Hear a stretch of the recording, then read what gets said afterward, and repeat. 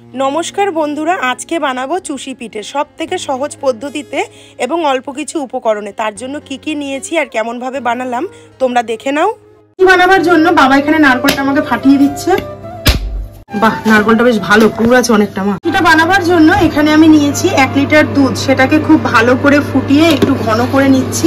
এখানে আমি mother dairy দুধ ব্যবহার করেছি, মানে যেটা প্যাকেট দুধ হয়। তোমরা চাইলে কিন্তু অবশ্যই গরুর দুধ বা অন্য কোনো দুধও কিন্তু এখানে ব্যবহার করতে পারো। দুধটা গ্যাসে ফুটছে ততক্ষণ তোমাদেরকে দেখিয়ে দিই যে চুষিগুলো বানাবার জন্য আমি এখানে কি কি উপকরণ নিয়েছি। লাগছে এখানে পাটালি গুড়, এখানে আমি যতটা পরিমাণ লাগবে অবশ্যই রান্নার সময় তোমাদেরকে মাপটা বলে দেবো। আর এখানে লাগছে দেখো চালের গুঁড়ো, লাগবে নারকেল। এখানে আমি একটা গোটা নারকেল কেটে নিয়েছি, কিন্তু এতটা লাগবে না, যতটা লাগবে সেটাও পরিমাপটা বলে দেবো পিঠেটা বানাবার সময়। আর লাগবে পরিমাণ মতো লবণ। চলো প্রসেসে যাওয়া যাক। তো এই যে নারকেলটা নিয়ে নিয়েছি, এই হাফ মালার থেকে, মানে এই হাফ মালার হাফ নারকেল লাগবে। তো এই যে নারকেলটা এখানে কোরানো হয়ে গেছে। এইবার চলে যাব পরের ধাপে, মানে চষিগুলো গড়বো। চষির জন্য চালের গুঁড়ো যে মাপ করে দেব, চালের গুঁড়োটা মাখার জন্য প্রথমে একটু জল গরম করতে হবে। তার জন্য নিয়ে নিয়েছি এরকম কাপ, এই কাপের দিয়ে দেবো 3 কাপ জল।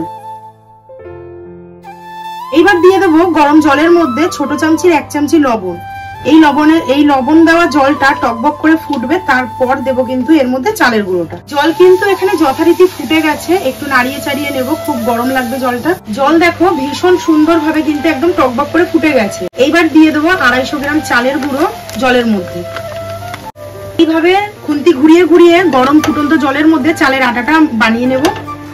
যেহেতু চালের গুঁড়োটা আর জলটা একসাথে মিশে একটু ঝুরঝুরে ভাব হয়ে গেছে, সেই কারণে কিন্তু খুন্তির সাহায্যে খুব ভালো করে এদিক ওদিক করে ঘুরিয়ে নিয়ে একটু ঠান্ডা হলে তারপরে হাতের সাহায্যে আটার মতো করে মেখে নিতে হবে। এই চষি যেমনই সহজ তেমনই ঝটপট হয়ে যায়।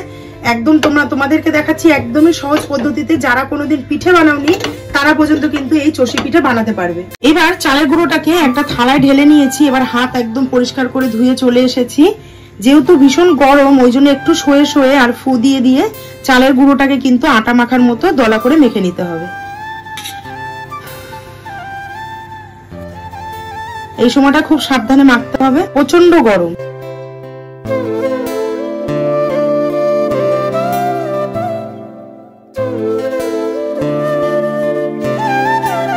আড়াইশো চালের গুঁড়োর জন্য 3 কাপ যে জল আমি দিয়েছি এটা কিন্তু একদম পারফেক্ট। তোমরা দেখলেই বুঝতে পারছো একদম কিন্তু মন্ড হয়ে গেছে। না এখান থেকে জল আমি কমিয়েছি আর না এখানে জল আমি অ্যাড করেছি, একদম কিন্তু পারফেক্ট। 3 কাপ জলে 250 গ্রাম চালের গুঁড়ো। তো এটা আটা মাখার মতো কিন্তু মেখে নিচ্ছি। এইবার একটু ঠান্ডা হয়েছে। এখানে চালের যে আটাটা সেটা সম্পূর্ণভাবে মাখা হয়ে গেছে। এখানে তোমরা দেখো একটা ভেজা কাপড় দিয়ে, একদম সুতির ভেজা কাপড় দিয়ে চালের গুঁড়োটাকে কিন্তু আমি ঢাকা দিয়ে রেখে দিয়েছি 10 মিনিট মতো। এরপরে করে নেব চষিগুলো। তার আগে একটা থালার মধ্যে ঢেলে নেব বেশ কিছুটা চালের গুঁড়ো, যাতে একটার সাথে একটা না লেগে যায়। একদম অল্প পরিমাণে জাস্ট একটু ছড়িয়ে নিলাম। এইবার আমরা চষিগুলো এক এক করে বানাবো। আর আজকে কিন্তু আমার সাথে আমার মাও বসেছে চষিগুলো বানাবার জন্য। মেখে রাখা চালের আটার থেকে এবার অল্প অল্প করে হাতে নিয়ে নেব, নিয়ে এরকম লম্বা করে, দেখো আমার মাই দেখাচ্ছে, এই যে এরকম করে, হ্যাঁ এরকম লম্বা লম্বা হবে। আর এইভাবে চালের আটার মধ্যে দিয়ে দিতে হবে। শুকনো যেটা গুঁড়ো চালের আটা রয়েছে সেটা বানানো কিন্তু খুবই সহজ। আর চুষি কাটার সময় মনে করে নিতে হবে যে অল্প অল্প করে এরকম ডো হাতে নিয়ে চুষিগুলো বানাবো। আর বাদবাকি যতটা ডো থাকবে সেটা কিন্তু ভেজা কাপড় দিয়ে ঢাকা দিয়ে রাখতে হবে, নয়তো কিন্তু চালের গুঁড়োটা খড়খড়ে হয়ে যাবে, চষিগুলো কিন্তু আর গড়বে না বা গড়তে কিন্তু প্রচন্ড পরিমাণে অসুবিধা হবে। একদম কিন্তু এরকম পারফেক্ট মাপ হবে। কত সুন্দর লাগছে দেখতে, একদম ইনস্ট্যান্ট বানানো যায় আর ভীষণই সহজ কিন্তু এই চষি বানানো।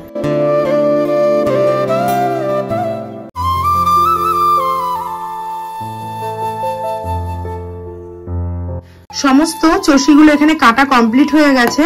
তো এখানে দেখতে পাচ্ছ ছোট ছোট কটা পুলি আমার মা বানিয়েছে। তো আমার ছেলে এসে বলেছিল এই চষিগুলোর মধ্যে কটা এরকম ছোট ছোট পুলি বানিয়ে দিতে নারকেল দিয়ে। তা নারকেলের পুর করা তো এখন সম্ভব হয়নি, ওই জন্য মা গুড়ের পুর দিয়েই কিন্তু ছোট ছোট পুলিটা বানিয়েছে। এটা কোনো রেসিপি না, জাস্ট নাতির কথা রাখতে আমার মা কিন্তু এই চষিটা বানিয়েছে। এবার চলো দুধটাকে ফুটিয়ে নিই। গামলাতে 1 লিটার দুধকে খুব ভালো করে জাল করে নিয়ে এবার আমি নিয়ে নিয়েছি একটা কড়াইয়ের মধ্যে এবার দুধটাকে খুব ভালো করে ফুটিয়ে নেব। দুধটাকে এইভাবে ফুটিয়ে ফুটিয়ে একদম ঘন করে জাল দিয়ে নিতে হবে। হাই ফ্লেমে 2 মিনিট মতো দুধটাকে ফুটিয়ে নিয়েছি। ঠিক এই ঘনত্বের মধ্যে দিয়ে দেব উপর থেকে কেটে রাখা চষিগুলো। আমার রেসিপি দেখে যদি এই চষি পিঠের রেসিপি তোমরা বাড়িতে বানাও, অবশ্যই কিন্তু কমেন্ট করতে ভুলো না যে তোমাদের রেসিপিটা কেমন লাগলো। এক এক করে কিন্তু ছোট ছোট পুলিগুলোও দিয়ে দিলাম। এবার ফুটিয়ে নিতে হবে যতক্ষণ না এই চষিগুলো সেদ্ধ হচ্ছে।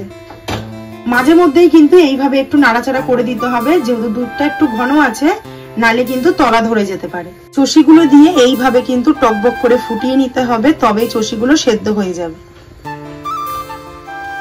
চষিগুলোর সাথে যেহেতু চালের গুঁড়ো দেওয়া ছিল, চালের গুঁড়ো কিন্তু আমি ছেঁকে তুলে রেখেছি। দুধটা কিন্তু আরো ঘন হয়ে আসছে। দুধটা ফুটে দেখো অনেকটা ঘন হয়ে গেছে।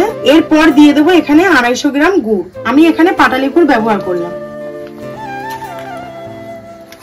গুড়টা গলতে যতটুকু টাইম, ততটুকু টাইমেই কিন্তু সমস্ত চষিগুলো এখানে সেদ্ধ হয়ে যাবে। আর এই শীতকালে গুড় দিয়ে চষি খাওয়ার মজাটাই কিন্তু আলাদা, জাস্ট অসাধারণ লাগে। এবং কালারটা যখন গুড়টা গলে যাবে, শুধু দেখবে যে কালারটা কত সুন্দর আসবে। গুড় দিয়ে এখানে 20 থেকে 30 সেকেন্ড হালকা নাড়াচাড়া করে দিয়ে দেবো নারকেল কোড়া। যে নারকেলটা কুড়িয়ে রেখেছি সেটা দিয়ে দিলাম। এই চষির সাথে যখন ঘন হয়ে যাবে, নারকেল কোড়াটা মুখে পড়লে কিন্তু জাস্ট অসাধারণ লাগবে। মুখের মধ্যে একটা আলাদা রকমই কিন্তু শান্তি আসবে।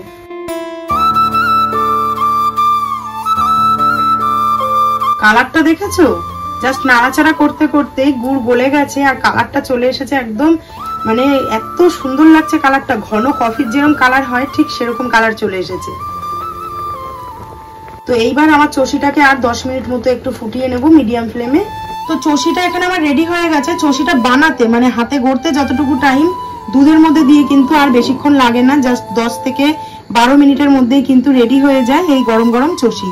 তো চষি এবং পুলি দুটোই এখানে রেডি হয়ে গেছে। এবার আমি তোমাদেরকে একটু সার্ভ করে দেখাবো।